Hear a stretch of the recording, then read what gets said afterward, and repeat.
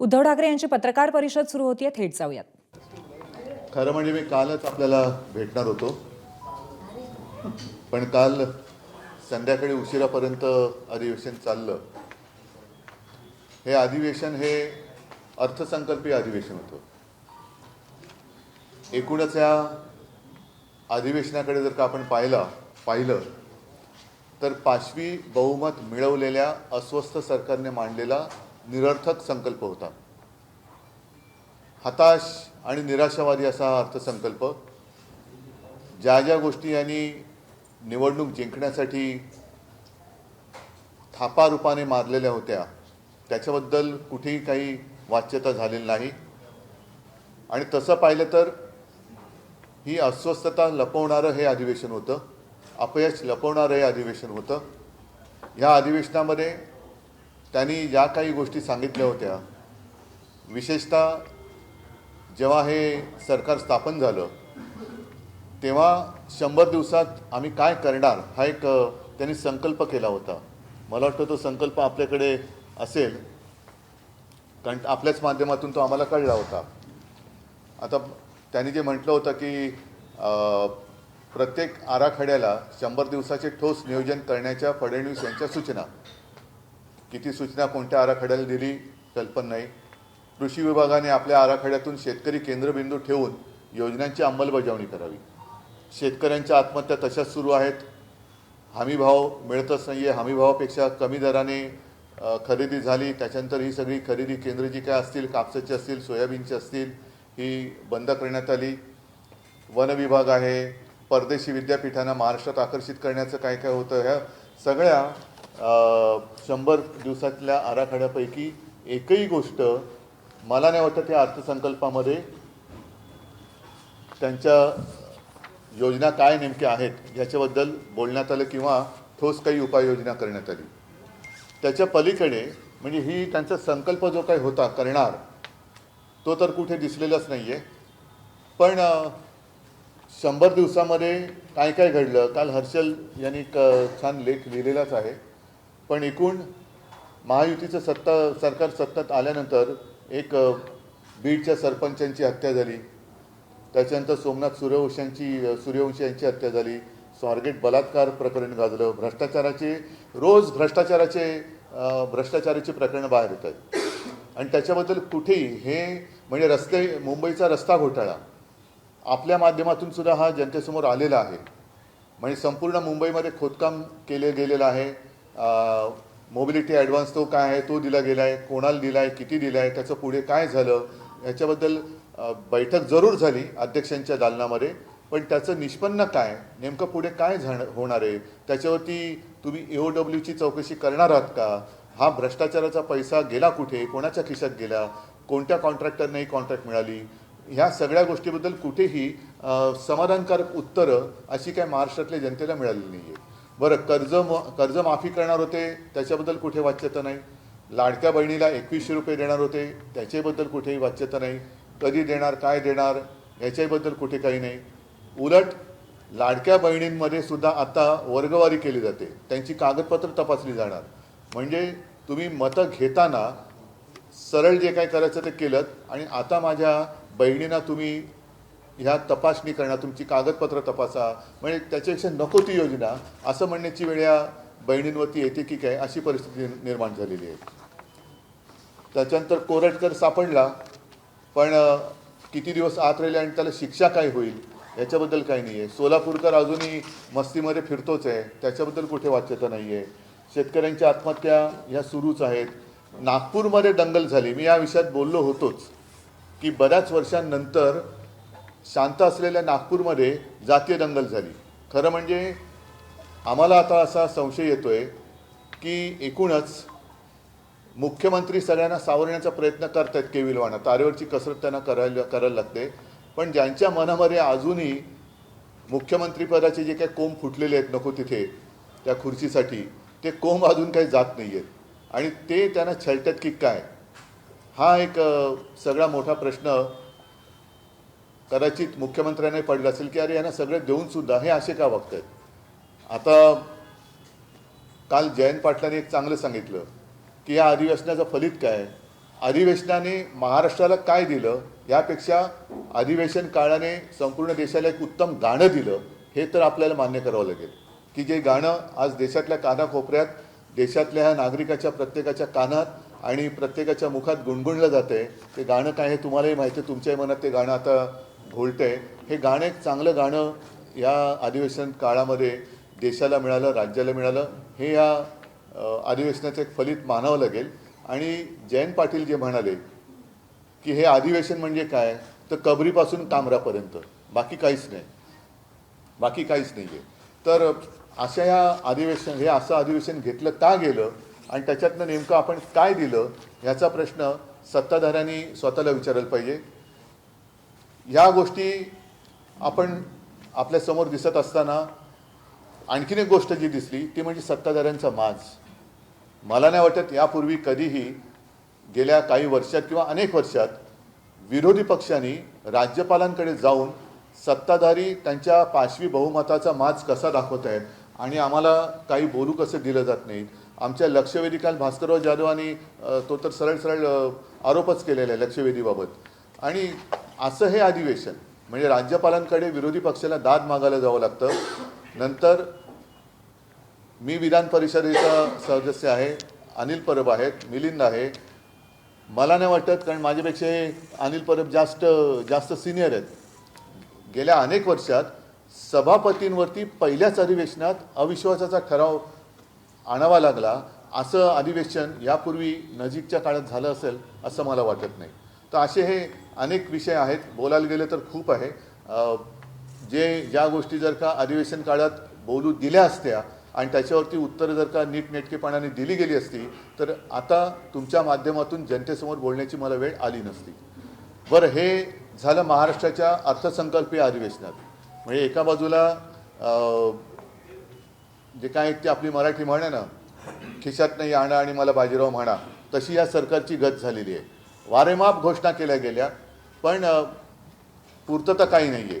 म्हणजे काही थापा मारा, जनतेला काही कसे फसवा, जनता आपली भोळी भाबडी आहे, आपल्याला मत देईल, आपल्याला सत्ता देईल आणि सत्तेवरती आल्यानंतर बघू, मग दडपशाही करायची, मग वेगवेगळे कायदे आणायचे, सरकारबद्दल कोणी काही बोललं तर त्याला चिरडून टाकायचं.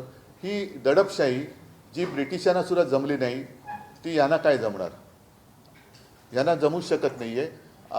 आता आणखीन एक गोष्ट मला बरं वाटलं जरा की ज्या वेळेला शिवसेनेला म्हणजे शिवसेना एकच आहे, एसएनसी ही शिवसेना मी मानतच नाही आहे. एसएनसी हा एक गट आहे, त्याच्यामुळे त्या एसएनसी गटाबद्दल किंवा गद्दार सेनेबद्दल मी काय बोलत नाही.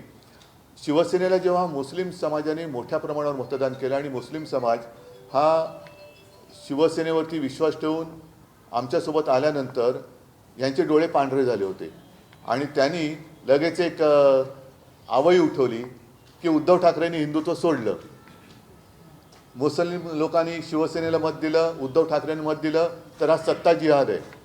आता मला एका गोष्टीचं समाधान आहे की इथे जे बोंबलत फिरत होते, जे बुरसटलेले हिंदुत्ववादी आहेत, ज्यांना मी बोगस हिंदुत्ववादी म्हणतोय, त्यांना बरोबर पाचर बसलेली आहे.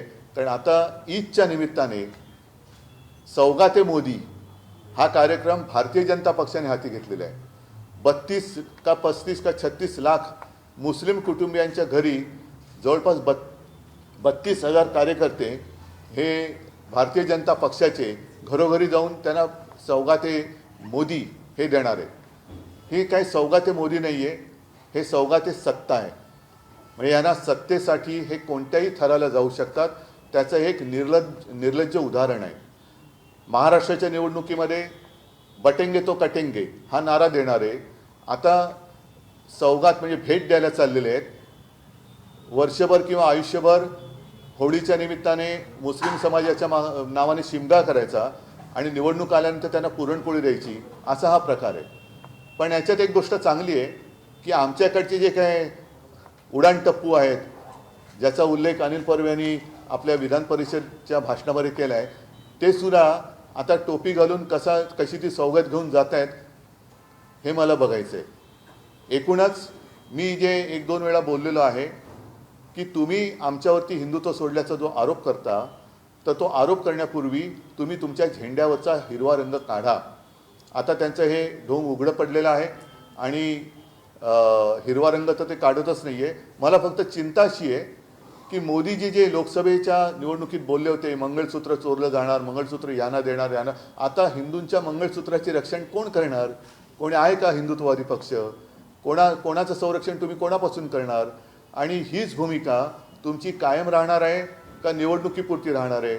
जसं महाराष्ट्राच्या जनतेला निवडणुकीच्या पूर्वी विविध आश्वासनं दिली, मग ती लाडकी बहीण असेल, शेतकऱ्यांचं वीज बिल माफ असेल, आणखीन बऱ्याच शेतकऱ्यांना कर्जमुक्त करू म्हणाले होते, ते थापा मारल्यानंतर त्यांनी सत्ता मिळवली आणि सत्ता मिळवल्यानंतर आम्ही त्या गावचेच नाही. म्हणजे आता मला असं वाटतं की अजित पवारांचं एक भाषण मी ऐकल्यासारखं वाटते की माझ्या कोणत्या भाषणात मी शेतकऱ्यांच्या कर्जमाफीबद्दल बोललो होतो, अशा पद्धतीची वक्तव्य येत आहेत. तर तसं ही सौगात जी काय आहे, सौगात सत्ता, ही बिहार आणि या निवडणुकीपुरतीच राहणार आहे का नंतरसुद्धा राहणार आहे, हे सुद्धा भाजपने एकदा जाहीर करावं. आणि मग आता त्यांनी हिंदुत्व सोडलेलं आहे हे अधिकृतपणाने जाहीर करावं. नाही, त्याच्याबद्दल माझ्याकडे काही माहिती नाही आहे. नाही ऐका, विषय कसाही असला तरी ज्या विषयाशी माझा संबंध नाही आणि ज्याच्या माझ्याकडे काही माहिती नाही त्या विषयात मी बोलत नाही. तुम्ही सौगाते मोदीवरती बोला, सौगाते सत्तेवरती बोला. सौगाते मोदी के तहत 32 लाख परिवार तक, अल्पसंख्यक परिवार तक भारतीय जनता पार्टी पहुंचने की शुरुआत उन्होंने कर दी है, क्या कहना है? अभी जैसे मैंने कहा कि अभी भाजपा ने एक बार ऐलान करना चाहिए कि उन्होंने हिंदुत्व को आखिर छोड़ ही दिया. फिर इतने दिन, इतने सालों तक जो हिंदू मुस्लिम उन्होंने लड़ाई और कुछ लोगों की तो जान भी गई, बुलडोज़र चलाए गए, तो उनके घर पर ये सौगात लेके कौन जाने वाला है, ये भी उन्होंने वो भी जाहिर करना चाहिए.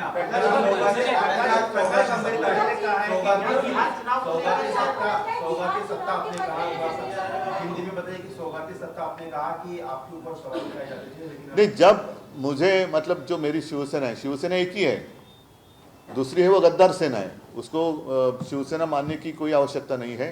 तो जब शिवसेना को मुस्लिम समाज ने भारी मतदान किया तब इन्होंने एक ऐसी अफवाह फैलाई कि ये सत्ता जिहाद है.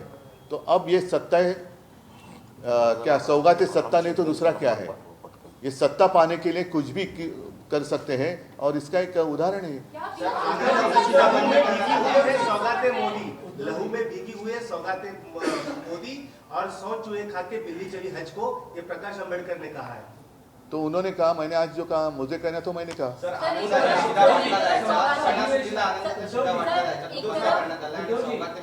नाही, माझं मत आता असं आहे की आता हनुमान जयंती येते, मग रामनवमी येईल, मग त्यावेळेला भाजपचा बहुसंख्याक सेल असा काही आहे का? जसा अल्पसंख्याक सेल आहे तसा बहुसंख्याक सेल जर असेल तर त्या सेलमध्ये म्हणजे बॅटरीमध्ये काही पॉवर राहिली असेल तर ते काही वाटणार आहेत का? कारण ही भाजपाकडनं भेट जाते, भाजपाकडे जो पैसा आहे त्या पैशातनं ही भेट जाते आहे.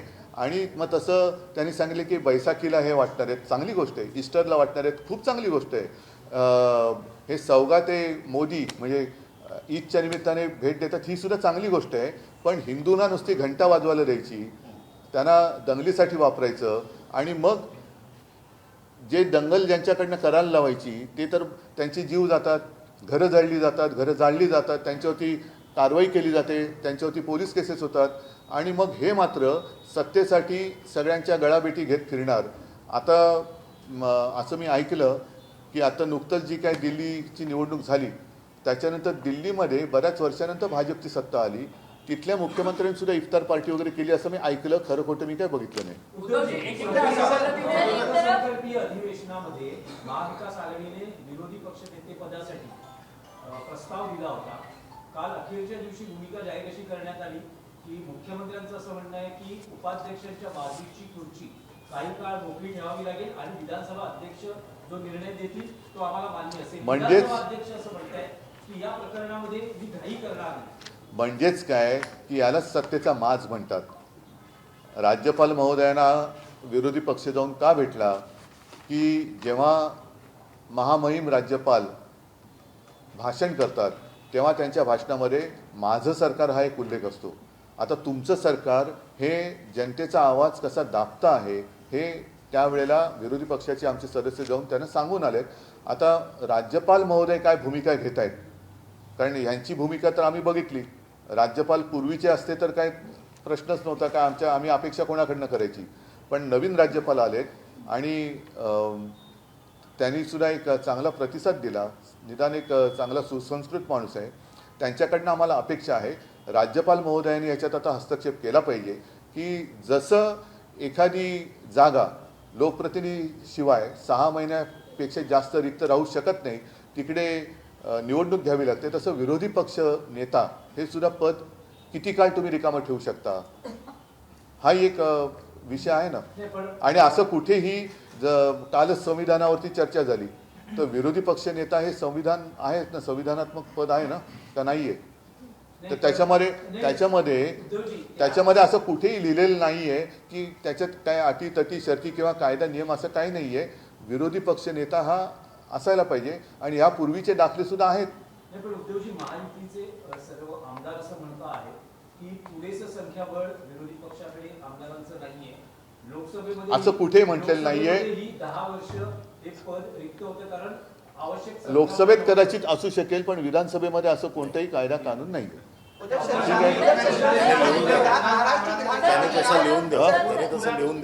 हा आणि एक मिनिट, जर संख्याबळाचं जर का काही असलं त्यांच्या वेगळ्या संविधानात तर त्यांनी तसं लिहून द्यावं.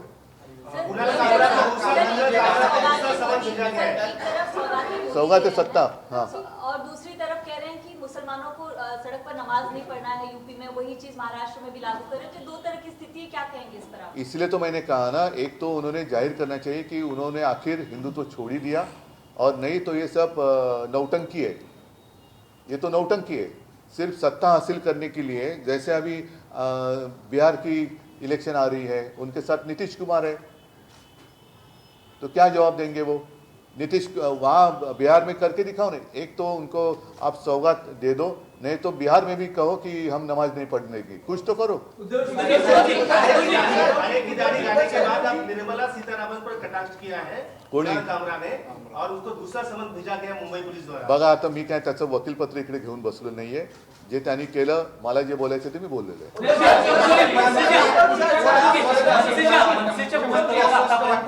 ठाकरे यांचा कधी फोटो नव्हता. या गुढीपाडव्याच्या मेळाव्याला मात्र बाळासाहेब ठाकरेंचा सर्वांना बाळासाहेबांच्या नेतृत्वाखेरीज दुसरा पर्याय नाही हेच त्यातून दिसतंय. आणि जर आता महाराष्ट्र जिंकायचं असेल तसं जसं गेल्या वेळेला ह्या गद्दारांनी सुद्धा बाळासाहेबांचा फोटो वापरला, तसं सगळ्यांनाच बाळासाहेबांचा फोटो वापरण्याखेरीज काय पर्यायच राहिलेला नाही.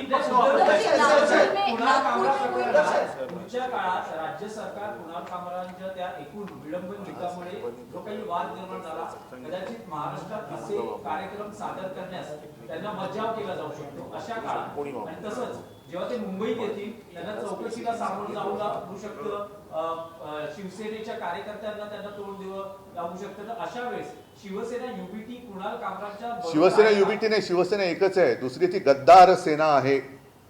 मी उघड म्हणतोय, ती गद्दारांची सेना आहे. तिला आणि तिकडे जी काही तोडफोड झाली त्याच्या शिवसेनेशी काडीचाही संबंध नाही. ती गद्दार एसनशी सेना आहे. या एसनशी सेनेने ह्या सगळ्या गोष्टी मुख्यमंत्र्यांनी बचाव कोणाचा केला? ज्याचं नाव नाही घेतलं त्याचं. पण ज्याचं नाव घेतलं त्याच्याबद्दल कोणीच काही म्हटलेलं नाहीये. तर त्याच्यामुळे एसनशी जे काय आहे ते एसनशी त्यांनी काय करायचं ते करू दे, ती गद्दार सेना आहे. पण एसनशीची बदनामी झाली असं जर तुम्हाला वाटत असेल तर याचा अर्थ एसनशी गद्दार आहे.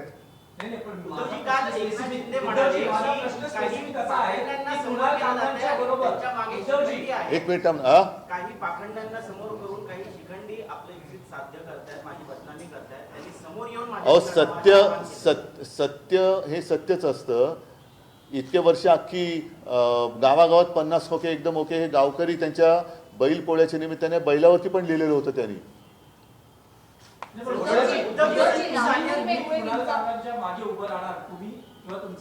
मी आता जे बोललो ते फार महत्वाचं आहे. हे करतील. एक तर हा निरर्थक संकल्प ज्यातनं महाराष्ट्राला काही मिळालेलं नाहीये, स्वतः मी म्हटलं तसं 5वी बहुमत मिळवलेलं अस्वस्थ सरकार आहे आणि त्याच्यानंतर सौगाते सत्ता हा देशासमोरचा सगळ्यात मोठा प्रश्न आहे. बाकी हे गद्दार बिद्दार फडतूस प्रश्न आहेत. तर सौगाते सत्ता या निमित्ताने भारतीय जनता पक्ष जाहीर करणार का की त्यांनी हिंदुत्व सोडलेलं आहे आणि ते जे काय करतायत हा सुद्धा मग सत्ता जिहाद आम्ही मानायचा का याच्याबद्दल त्यांनी म्हटलं पाहिजे. आणि मग तसं जर ते म्हणणार नसतील तर तुम्ही कोणत्या तोंडाने आमच्यावरती हिंदुत्व सोडल्याचे आरोप करताय. आम्ही तर आमच्या कामाने आणि आमच्या कर्तृत्वाने जर का समाजाची मतं मुस्लिम समाजाची मतं आम्ही मिळवत असू इतर समाजाची मतं मिळवत असू तर तुमच्या पोटात दुखायचं कारण काय. म्हणजे आजपर्यंत तुम्ही धार्मिक विष पेरत आलात. आता ज्या धर्मामध्ये तुम्ही विष पेरलं त्या धर्मामध्येच तुम्ही घरोघरी जाऊन अन्नपदार्थ देताय. तर काय तुमचं नेमकं काय तुम्हाला त्यांना विष द्यायचं का अन्न द्यायचं हे तर एकदा सांगा. खुर्चीसाठी कोंब फुटलेत काही जणांना ते तुम्ही बघू शकता ज्यांच्या फुटलेत मी कसं सांगू.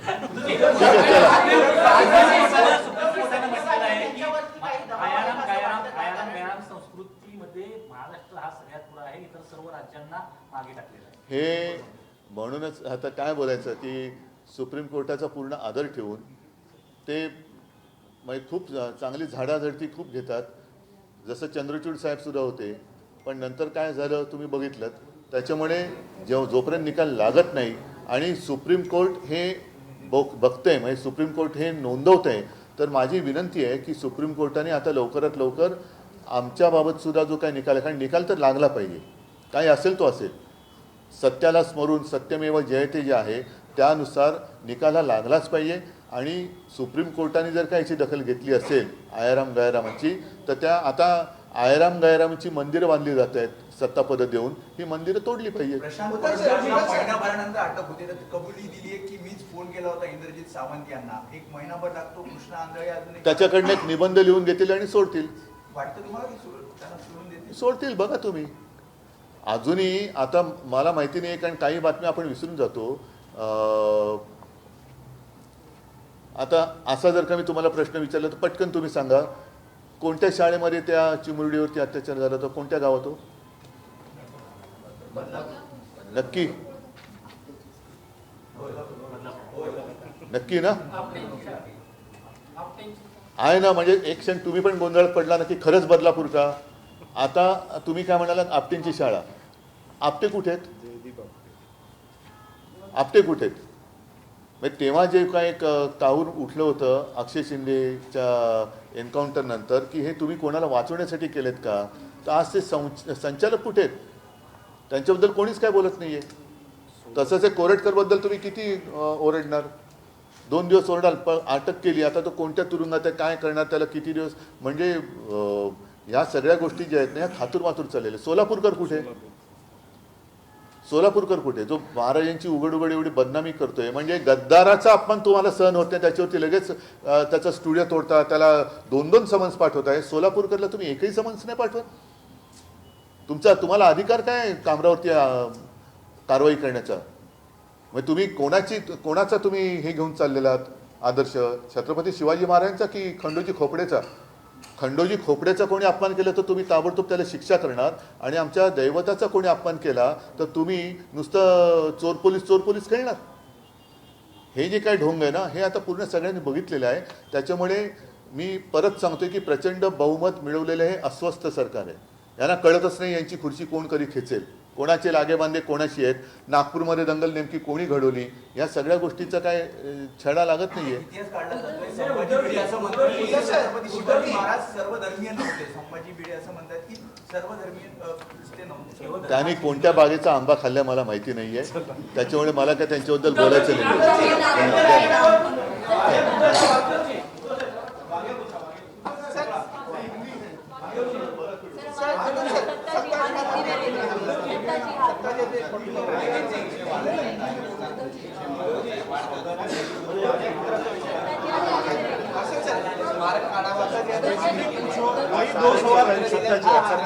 अरे सत्ता जिहाद बोललो ना हिंदी नाही बोलले